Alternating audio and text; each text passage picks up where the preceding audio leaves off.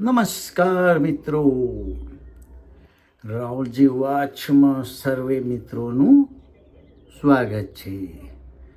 મિત્રો, ભારતમાં હવે સવાર પડવા આવી હશે અને લગભગ 3 કલાક રહ્યા હશે વોટિંગ શરૂ થવાના. એટલે તમારો પવિત્ર મત આપવા તો તમારે બધાએ જવું પડશે અને તમારો પવિત્ર મત આપજો એવી જાહેરાતો બહુ બધા મિત્રો કરતા હોય છે. હવે હું છે ને અમુક ચેનલો નિયમિત જોતો હોઉં છું. અમારા વિદ્વાન મિત્ર હરિ દેસાઈની ચેનલ સીધું ને સટું કાયમ જોતો હોઉં છું. કારણ કે હરિ દેસાઈએ વર્ષો સુધી ઇન્ડિયન એક્સપ્રેસ જૂથમાં કામ કર્યું છે, બહુ સારા હોદ્દા ઉપર, અને એટલું બધું રીડિંગ છે, એમનું વિદ્વાન મિત્ર છે, અને એટલે એમની જોડીથી ઓથેન્ટિક માહિતી મળે. તમે ગોદી મીડિયા કે આઈટી સેલના વોટ્સઅપ મેસેજો વાંચવાચ કરો એના કરતાં તમને ઓથેન્ટિક કશું માહિતી મળે એવું બધું જોવું જોઈએ. અને મારો તો પહેલેથી જ એ પ્રયાસ હોય છે કે માહિતી પીરસવી તો ઓથેન્ટિક પીરસવી, ઐતિહાસિક માહિતી હોય કે ગમે તે. એટલે પૂરતું રિસર્ચ કરીને જ હું કરતો હોઉં છું. ક્યાંક ભૂલ થઈ જાય, નો ડાઉટ, માણસ માત્ર ભૂલને પાત્ર, અને આપણે જે સોર્સને ઓથેન્ટિક માનતા હોઈએ ઓથેન્ટિક ના નીકળે એવું બને. એટલે ક્યાંક ભૂલ થઈ જતી હોય તો આપણે ડિલીટ કરવું પડે, સોરી કહેવું પડે, અને એમાં કંઈ ખોટું નથી. તો એક એવી માહિતી મળી મને આપણા મિત્રને આ ચેનલ ઉપરથી, એમના મુખેથી, કે જી ટીવીની વાત કરતા હતા. એ જી ટીવીના જે માલિક છે સુભાષચંદ્રા, ડૉક્ટર એવું કંઈક છે, ડૉક્ટર સુભાષચંદ્રા, તો એમણે એક આજે જે પ્રેસ દિવસ હતો, ઇન્ટરનેશનલ પ્રેસ દિવસ હતો, એટલે તમને યાદ કરાવી દઉં કે આપણા વડાપ્રધાનશ્રીએ 10 વર્ષમાં એકેય પ્રેસ કોન્ફરન્સ કરી નથી. તો મિત્રો, ઇન્ટરવ્યૂ આપવો અને પ્રેસ કોન્ફરન્સ કરવી એ બંનેમાં આબ જમીનનું ફરક હોય છે. ઘણા મિત્રો દલીલો કરતા હોય છે, વિદ્વાન મિત્રો, ત્યારે મને થોડું હસવું પણ આવે કે પ્રેસ કોન્ફરન્સો કરેલી એ લોકોએ શું કૂટી લીધું, એમ કે શું મેળવી લીધું. અરે, પ્રેસ કોન્ફરન્સ કરવી તો દરેક વડાપ્રધાનનો, નેતાઓનો ધર્મ છે. એમને પ્રેસમાં જવાબો પૂછે અને જવાબ આપવા પડે. પણ આપણા અનાદરણીય, હવે હું આદરણીય નથી કહેતો, અનાદરણીય વડાપ્રધાન શ્રી ગભરાય છે. પ્રેસ કોન્ફરન્સ કરતાં કાયમ ગભરાય છે, અને લોચે થોથોઈ જાય છે એમની જીભ, અને એમનો ભય દેખાઈ આવે છે. પહેલાં કરતા હતા, પણ કરણ થાપરનો બનાવ બન્યા પછી પાણી માગીને ભાગ્યા ત્યારથી એ કદી પ્રેસ કોન્ફરન્સ કરતા નથી. તો પ્રેસ દિવસ હતો ઇન્ટરનેશનલ, ને એ દિવસે કશું આ જી ટીવીના માલિક બોલતા હતા. હવે જી ટીવીના માલિક, જી ટીવી ચેનલ તમે જુઓ તો આખી ગોદી મીડિયા, પહેલેથી ગોદી મીડિયા સતત મોદીજીના બીજેપીના ગુણગાન ગાયને સમાચારોને મરોડીને કરે. હવે નવી વાત મને શ્રી હરિ દેસાઈના મુખેથી એ જાણવા મળી કે ચંદ્રાએ, સુભાષચંદ્રા, રાઈટ, તો એમણે એવું કહ્યું, એસ ચંદ્રાએ એવું હમણાં સીઓ બદલી નાખ્યા છે, એડિટર બદલી નાખ્યા છે, અને કંઈક એવો આદેશ કર્યો છે કે મોદી, યોગી, અમિત શાહની રેલીઓ ટીવી પર બતાવવી નહીં. અને હવે અમે સાચા ન્યૂઝ આપવા પ્રયત્ન કરીશું કે એવું કંઈક હતું. બીજું, એમણે એક દાખલો એ કહ્યો કે નરસિંહ રાવના સમયમાં હોય કે ગમે તે જે મિનિસ્ટર આ બધું સંભાળતા હોય પ્રેસનું ને બધું, તો સંચાર મંત્રી કહેવાય, જે કહેવાય, તો એમને મળવા ગયા હતા કે મારે એક ચેનલ ચાલુ કરવી છે પ્રાઇવેટ. ત્યારે પેલા ગુસ્સે થઈ ગયા ને આમને તેમને. ત્યારે આ સુભાષચંદ્રએ એવું કહેલું કે મુझे જો કરના હૈ મેં કरूँगा, આપકો જો કરના હૈ કરના, એમ કરીને જી ટીવી શરૂ કર્યું. જી ટીવી પહેલી એવી ચેનલ હતી ભારતમાં કે જે પ્રાઇવેટ ચેનલ હતી, શરૂ થનારી. બહુ જણા વ્યુઅર્સ છે. અમે પણ જી ટીવી જોવાનું શરૂ કરેલું પહેલું, કારણ કે દૂરદર્શન સિવાય કશું આવતું જ નહોતું. ત્યારે પહેલી જી ટીવી શરૂ થયેલું, એટલે એમણે આ દાખલો કીધો. અને બીજું એમણે એવું કહ્યું કે આપણો રેન્કિંગમાં જે પ્રેસમાં જે પ્રેસની જે સ્વતંત્રતા હોય એના રેન્કિંગમાં 185 કે 80 દેશોમાં આપણો 159મો નંબર છે. એનો મતલબ કે આપણે ત્યાં ફ્રી પ્રેસ જેવું છે નહીં, સ્વતંત્રતા જેવું નથી. ન્યૂઝ તમારે જે બી કરવા હોય એ તમારે સરકારની ઈચ્છા મુજબ કરવા પડે. અને એ આપણે જોઈ રહ્યા છે ગોદી મીડિયામાં જે ન્યૂઝ બતાવવા જોઈએ નથી બતાવતા. માનો કે રાહુલ ગાંધી 4000 કિલોમીટર ચાલ્યો દક્ષિણથી ઉત્તરમાં અને પૂર્વથી પશ્ચિમમાં લગભગ 4000 કિલોમીટર કે માઇલ ચાલી, અને જનસંપર્ક એનો કેટલો દરેકને મળે હળે કશું બતાવ્યું નથી. અને મોદીજી તો એવી રીતે રોડ શો કરતા હોય, બાકી તો બીજું કંઈ આમ આવી રીતે લોકોની જોડે ચાલવાનું, ડ્રાઈવરો જોડે ને બધા જોડે, સમાજના નીચલા વર્ગ જોડે ચાલવાનું ને બેસવાનું, ખાવાનું પીવાનું એની જોડે ને એવી રીતે એને પૂછવાનું વાતો ને એવી રીતે જનસંપર્ક ક્યારે કર્યું મોદીજી? એ જ્યારે કાર્યકર હશે ત્યારે કરતા હશે, નો ડાઉટ. ઠીક છે, પણ એ જનસંપર્ક આપણા લેખકોને કવિઓને દેખાતો નથી. કેમ? મોદી મીડિયા અને આ જે પ્રેસની સ્વતંત્રતા રહી જ નથી. તો આપણા લેખકોને કવિઓને પત્રકારોને મોદીના જ ગુણ ગાવા પડે ને. જો તમે, કારણ કે સ્વતંત્રતા તો રહી નથી પ્રેસની. જો તમે મોદીના ગુણ ના ગાઓ તો સીધા તમારી ઉપર તપાસ થાય. બીકમાં બધા મોદીના ગુણ ગાવા પડતા હોય છે. ભાગ્યે જ કોઈ હશે કે જે પત્રકાર એના વિરુદ્ધ લખતો હશે, કે કોઈ ચેનલ કે છાપું લખતું હશે. જે બધા છે બધા બિચારા યુટ્યુબમાં જતા રહ્યા છે. જે મોદી વિરુદ્ધ કે ભાજપ વિરુદ્ધ લખનારા છે બધા યુટ્યુબમાં જતા રહ્યા છે. હું એ યુટ્યુબમાં મૂકું કે ફેસબુકમાં મૂકું? ફેસબુકમાં એના વ્યુઅર્સ ઓછા કરવા હોય તો ફેસબુક કરી શકે છે. મોદી વિરુદ્ધ હોય અને એના વ્યુઅર્સ ઓછા કરવા હોય તો ફેસબુક એ બધું કરી શકે છે. તો મિત્રો, આ રીતે એક આ જાણવા મળ્યું કે હવે જી ટીવી આ બધું બતાવશે નહીં. માનો મતલબ શું થાય? જો મોદીજીની સરકાર આવશે તો જી ટીવીની દશા બગડશે. એ એને ખબર હશે, નહીં હોય ખબર? છતાં એણે આ હિંમત કરી છે તો એની પાછળ કંઈક ગણિત હશે એનું. જે હોય, પણ આ વાત સાચી છે ખોટી છે એ હવે આપણે જોઈએ શું છે. પરંતુ મને એ ઓથેન્ટિક સોર્સ છે આપણો હરિ દેસાઈનો, અને એમનું સીધું સચ ચેનલ દ્વારા જાણવા મળ્યું છે. બાકી મને બીજી રીતે જાણવા મળ્યું નથી. હવે બીજી વાત કરું તો વડાપ્રધાન શ્રીએ આ ચૂંટણી પ્રચારમાં હળાહળ જૂઠાણા જ ફેલાયા. મારું એક જ કહેવું છે કે જો તમે કામ કર્યા હોય 10 વર્ષમાં, જે કર્યા છે, નથી કર્યા એવું નથી કહેતા આપણે, તો એ ગણાયા કેમ નહીં? તમે જે પણ કામ કર્યા હોય એ ગણાવીને વોટ કેમ ના લીધા?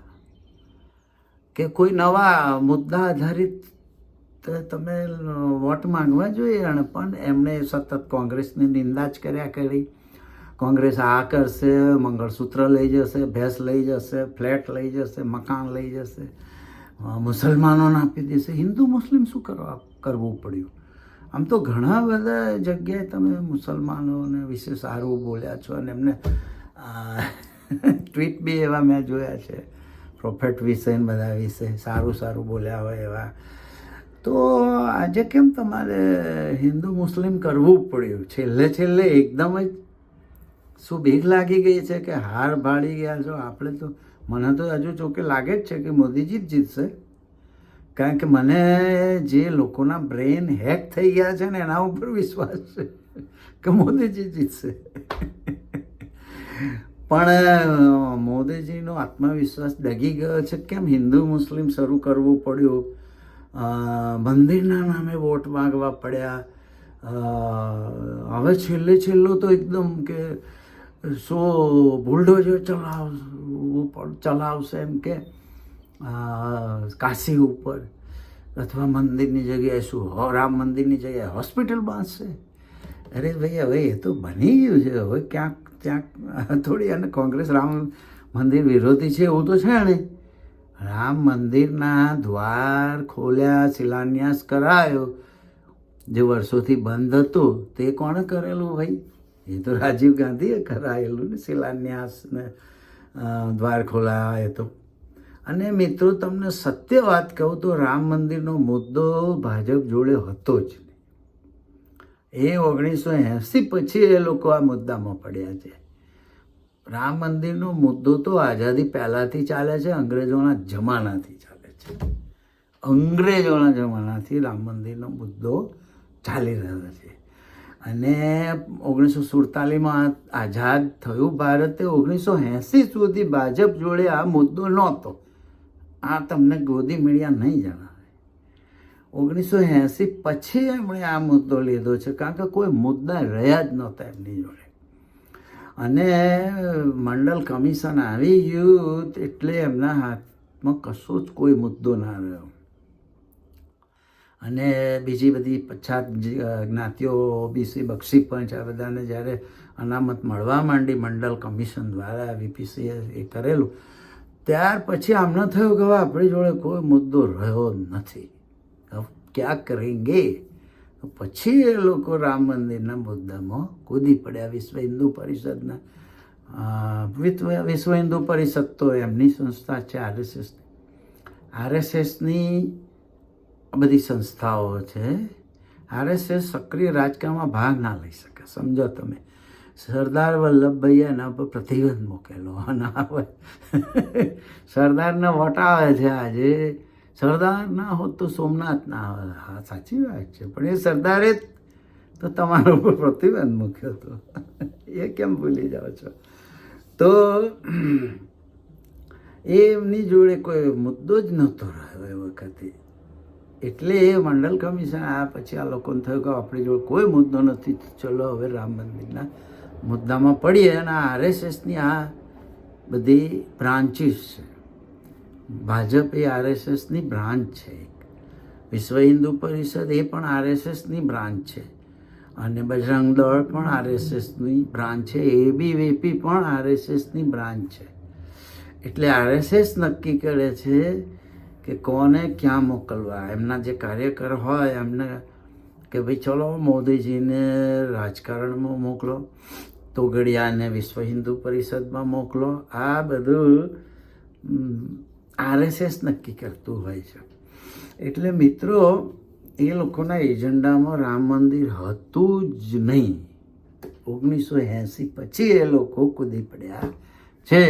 અને આપણે શું કહેવાય, બ્રેન વોશ થઈ જવા ટેવાયેલા લોકો એ મુદ્દા ઉપર એમને લાઈન મૂકી દીધા. નો ડાઉટ મોદીજીએ સારા કામ જે કર્યા હોય એ, તો માનો કે 370ની બાબતમાં એમણે એક પગલું લઈ લીધું કે ભાઈ ચલો આ એક કકળાટ કાશ્મીરનો હતો એ કાઢ્યો, એ બરાબર છે.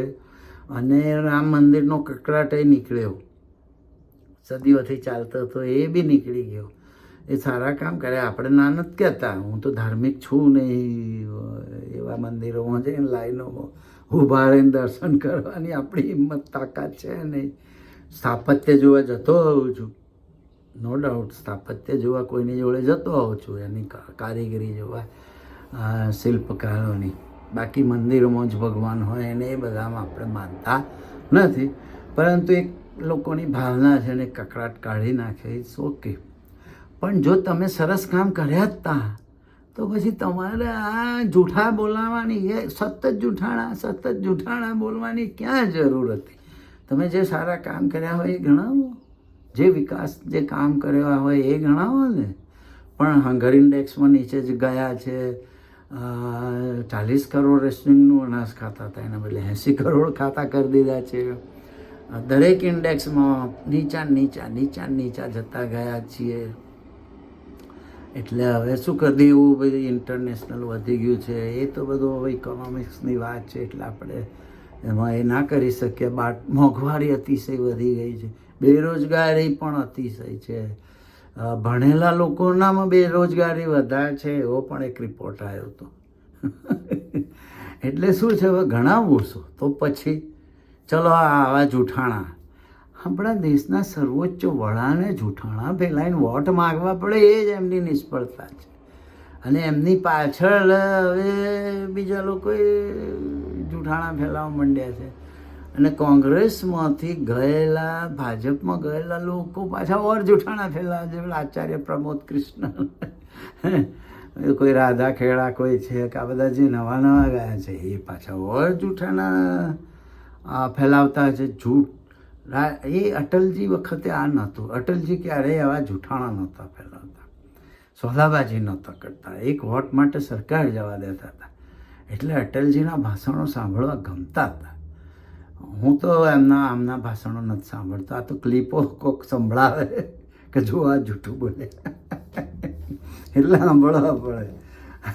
બાકી ચીડ ચડે એવું છે. ઘણાને એવું થાય કે તમે બાયસ થઈ ગયા છો, તો તમે બાયસ જ છો ને ભાઈ. તમે મને બાયસ કહેનારા ભક્તિમાં બાયસ થઈ ગયા છો, એ શું છે?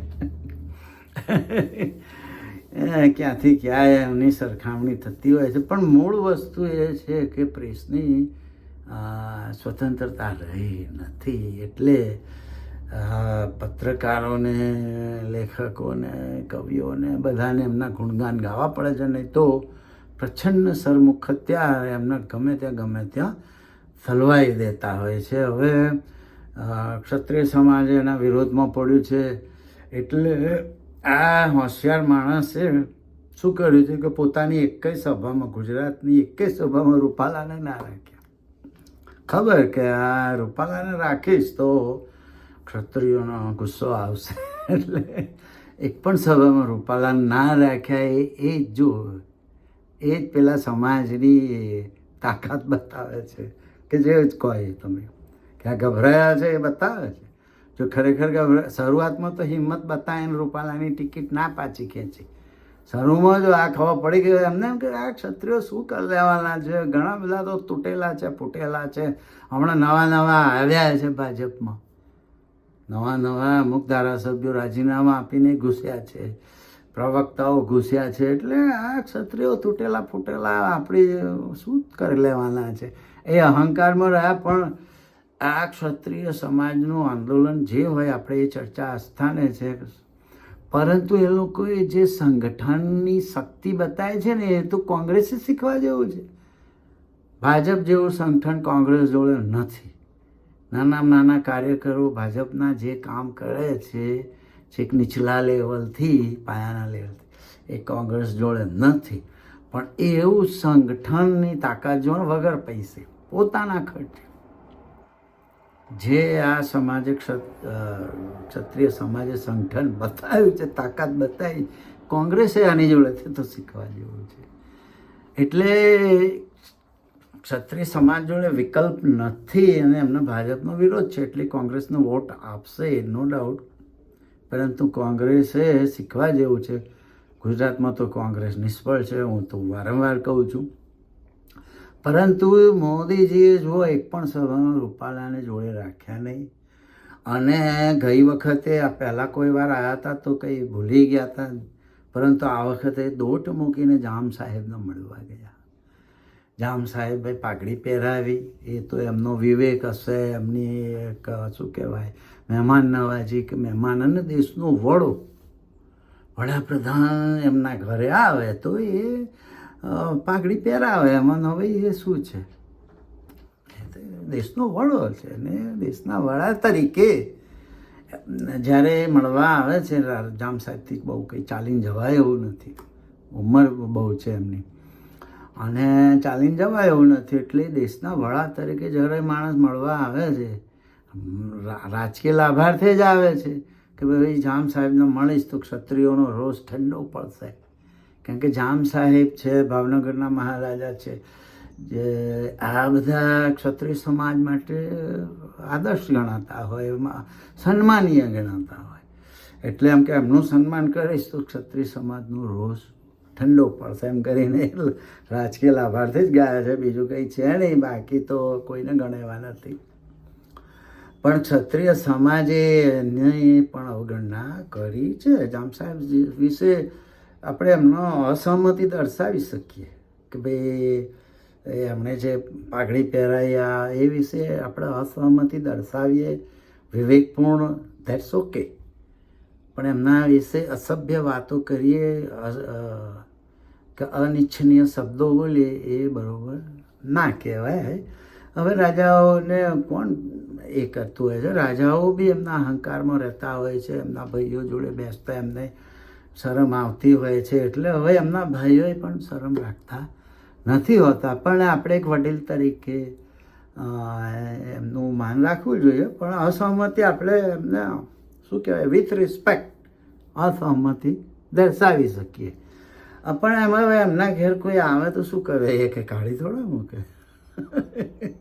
અને જ્યારે દેશનો વડાપ્રધાન આવે તો થોડો એમ કહેવાય કે ના ભાઈ ના નહીં મળવું, તો મળવું પડે ને. આપણે એમનું એક દેશના વડા તરીકે માન રાખવા માટે એને પાઘડી પહેરાવી, એમાં ખોટું કંઈ નથી. It's okay. આપણે એમનો વિરોધ કરવો હોય તો વોટ આપીને વિરોધ કરી શકીએ છીએ, અપાવીને. તો મિત્ર, આ જે જાણવા મળ્યું કે જી ટીવીવાળા હવે ગોદી મીડિયામાંથી બહાર નીકળી રહ્યા છે, એવા શુભ સમાચાર હરિ દેસાઈએ આપ્યા છે એમની ચેનલ ઉપર. જો તમારે એમના મોઢે સાંભળવું હોય તો સીધું ને સટ એવી એમની ચેનલ છે યુટ્યુબ ઉપર હરિ દેસાઈની, એ તમે સબસ્ક્રાઈબ કરો અને જોઈ આવો. પરંતુ વોટ તમને જે ઉમેદવાર યોગ્ય લાગે એને આપો. આ લોકશાહી, તંદુરસ્ત લોકશાહી માટે આ છેલ્લી ટ્રેન છે એવું મારું કહેવું છે. લોકશાહી તો આપણા દેશમાં કંઈ એકદમ જતી નથી રહેવાની, એકદમ સરમુખત્યારશાહી, પ્રચંડ સરમુખત્યારશાહી આવી ગઈ છે, પણ એકદમ તો આવશે નહીં. ઇમરજન્સી વખતે પ્રજાએ વિરોધ કર્યો તો જોઈ છે મેં ઇમરજન્સી, એટલા માટે.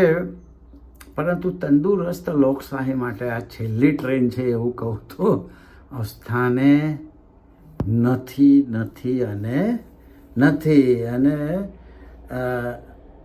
આ જેમ જીટીવાળા ગોદી મીડિયમથી બહાર નીકળવા માંડ્યા છે કે શું એમને એવું લાગતું હશે કે આ લોકોને પૂરતી સીટો નહીં મળે કે હારી જશે, એવું લાગતું હશે? I don't know. કારણ કે એ તો બહુ મોટો માણસ છે, એને કેમ એવું આવું પગલું લીધું? પણ રેવન્નાને જે પ્રજ્વલ રેવન્નાને ટેકો આપ્યો અને એની જોડે ઊભા રહીને છે ભાષણ કરીને ફોટા પડાયા, એની બહુ જ અસર પડી છે ને પડવી જ જોઈએ. કારણ કે કાલે આવો કશો કેસ આપણા જ ઘરમાં આપણી જ મા બેન દીકરી જોડે બનશે તો તમે કોને કમ્પ્લેન કરશો? કારણ કે આ તો બધા આવા લોકોને ટેકો આપે છે. બ્રિજભૂષણ હોય, પ્રજ્વલ રેવન્ના હોય, બીજા ત્રીજા, આવા બધાને ટેકા આપતી સરકાર હોય તો એ બેન દીકરીઓનું ક્યાં રક્ષણ કરશે? એ જામ સાહેબનો પણ આ બધી ખબર ના હોય મે બી, અને ખબર હોય તો શું કરે બિચારા. તો મિત્રો, આપનો પવિત્ર વોટ આવતીકાલે સવારે ઉઠીને આપી આવજો, બધું જોઈ વિચારીને. અને ગોદી મીડિયા અને વોટ્સઅપ યુનિવર્સિટીના જૂઠા ન્યૂઝમાંથી બહાર આવીને સ્ટાર્ટ થિંકિંગ, વિચારો, તર્ક કરો, સાચી વસ્તુઓ શોધો અને પછી ધારણાઓ બનાવો. આટલું કહીને મારી વાત પૂરી કરું. આવજો, બાય બાય.